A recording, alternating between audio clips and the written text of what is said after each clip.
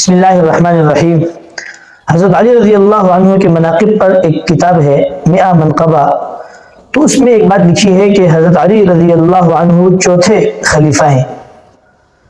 تو حسن لیاری صاحب نے یہ وضاحت کی ہے کہ جو ہم کہتے ہیں یا ہماری کتاب میں لکھا ہوا ہے کہ حضرت علی رضی اللہ عنہ چوتھے خلیفہ ہیں، اس چوتھے خلیفہ ہونے کا مطلب کیا ہے؟ سب سے پہلے ان کی وضاحت سنتے ہیں، پھر آتے ہیں اس کے جواب کی طرف۔ فضل بن شازان، فضل بن شازان جو شیعہ محدثین میں سے ہیں، ان کی کتاب ہے 100 منقبہ۔ اچھا، اس کتاب میں صفحہ نمبر 125 منقبت نمبر 95 میں یہ روایت ہے۔ منقبت نمبر 95 حدیث یہ ہے، حدیث کو پڑھیں، حدیث میں سب جواب خود ہے۔ اور روایت کرتے ہیں علی بن الحسین زین العابدین علیہ السلام سے، وہ اپنے والد گرامی امام حسین علیہ السلام سے، وہ امیر المؤمنین علیہ السلام سے، من لم يقل انی رابع الخلفاء الاربعہ فعلیہ لعنت اللہ، جو نہ کہے کہ میں 4 خلفاء کا چوتھا خلیفہ ہوں، 4 خلفاء میں سے چوتھا خلیفہ ہوں، اس پہ اللہ کی لعنت ہے۔ قال الحسین بن زید قلت لجعفر بن محمد قد رویتم غیر هذا فانکم لا تکذبون، قال نعم قد قال اللہ تعالی فی محکم کتابہ۔ امام جعفر صادق علیہ السلام نے فرمایا اس حدیث میں جن خلفاء کا ذکر ہے وہ خلفاء ہیں جن کو اللہ نے قرآن میں خلیفہ کہا ہے، جن کو اللہ نے قرآن میں خلیفہ ہے، یہ ان کی بات ہو رہی ہے۔ وہ کون ہے؟ وَإِذْ قَالَ رَبُّكَ لِلْمَلَائِكَةِ إِنِّي جَاعِلٌ فِي الْأَرْضِ خَلِيفَةً، حضرت آدم علیہ السلام، وَكَانَ آدَمُ أَوَّلَ خَلِيفَةِ اللَّهِ إِنِّي جَاعِلٌ فِي الْأَرْضِ خَلِيفَةً، اللہ نے کہا۔ وَقَالَ إِنَّا جَعَلْنَاكَ خَلِيفَةً فِي الْأَرْضِ فَكَانَ داؤد ثَانِي، دوسرا جو ہے داؤد علیہ السلام ہے، اللہ تعالیٰ نے اس کو کہا کہ آپ خلیفہ۔ وَكَانَ هارون خلیفۃ موسیٰ، ہارون خلیفہ موسیٰ علیہ السلام ہے، قال اخلفنی فی قومی وأصلح، ہارون علیہ السلام کو موسیٰ علیہ السلام نے کہا آپ میرے خلیفہ ہیں۔ تو یہ 3 حضرات ہیں جن کو اللہ تعالیٰ نے قرآن میں خلیفہ کہا۔ اوکے، تو باقی انبیاء علیہ السلام کے لیے لفظ خلیفہ نہیں آیا قرآن میں،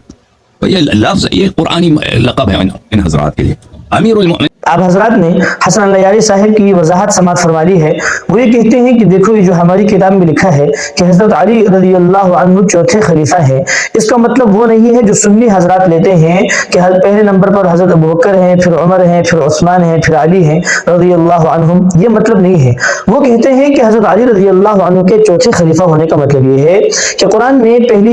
میں حضرت آدم علیہ السلام کے بارے میں آیا ہے انی جاعل فی الارض خلیفہ، اور پھر جو ہے داؤد علیہ السلام کے لیے خلیفہ کا لفظ استعمال ہوا ہے، پھر ہارون علیہ السلام کے لیے ہارون اخلفنی فی قومی خلیفہ کا لفظ استعمال ہوا ہے۔ تو وہ کہتے ہیں کہ 3 جگہ پر قرآن میں خلیفہ کا لفظ استعمال ہوا ہے، آدم علیہ السلام کے لیے، داؤد علیہ السلام کے لیے، ہارون علیہ السلام کے لیے، اور چوتھے خلیفہ حضرت علی ہیں جن کے لیے نبی صلی اللہ علیہ وسلم نے خلیفہ کا لفظ استعمال کیا ہے۔ تو یہ جو ہماری کتاب میں ہے کہ علی رضی اللہ عنہ چوتھے خلیفہ ہیں، اس کا وہ مطلب نہیں ہے جو سنی حضرات لیتے ہیں، بلکہ اس کا یہ مطلب ہے کہ قرآن میں 3 جگہ خلیفہ کا لفظ استعمال ہوا ہے اور چوتھی جگہ نبی صلی اللہ علیہ وسلم نے حضرت علی رضی اللہ عنہ کے لیے خلیفہ کا لفظ استعمال کیا ہے، تو یہ مطلب ہے۔ لیکن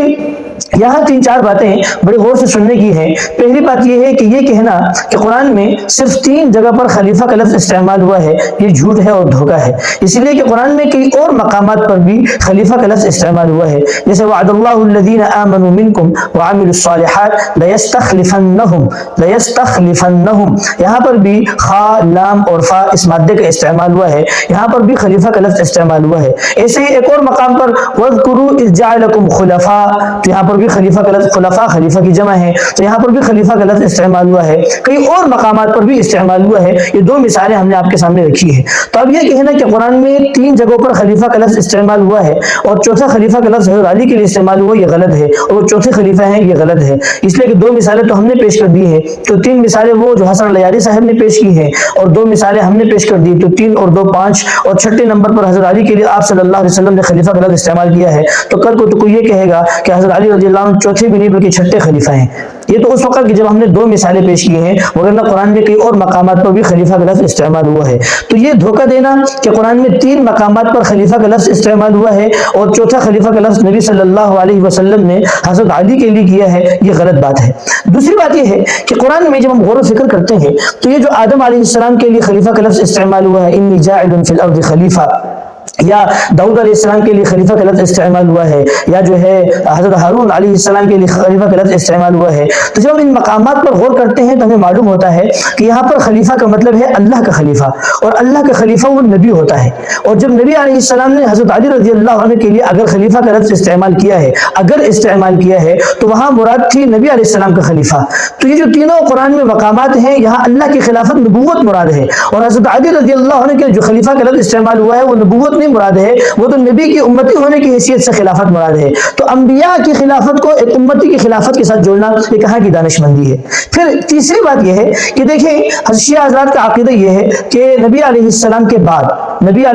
کے بعد تمام انبیاء سے بڑھ کر حضرت علی رضی اللہ عنہ کا مقام و مرتبہ ہے، معاذ اللہ ثم معاذ اللہ، کہ نبی علیہ السلام کے بعد اور تمام انبیاء سے بڑھ کر اگر کسی کا مرتبہ ہے تو وہ حضرت علی رضی اللہ عنہ کا، ان کے اماموں کا ہے، 12 اماموں کا ہے جن میں حضرت علی رضی اللہ عنہ سر فہرست ہیں۔ تو سوال یہ ہے کہ جب نبی علیہ السلام کے بعد تمام انبیاء سے بڑھ کر آپ کے ہاں اپنے ائمہ کا حضرت علی رضی اللہ عنہ وغیرہ کا مرتبہ ہے، تو باقی انبیاء کے لیے تو خلافت کا لفظ آپ دکھا سکتے ہیں، لیکن آپ ایک ایسی دلیل جو قطعی الثبوت قطعی الدلالت ہو حضرت علی کے لیے کیوں نہیں دکھا سکتے کہ حضرت علی کے بارے میں صراحتاً لکھا ہو کہ علی آپ خلیفہ ہیں؟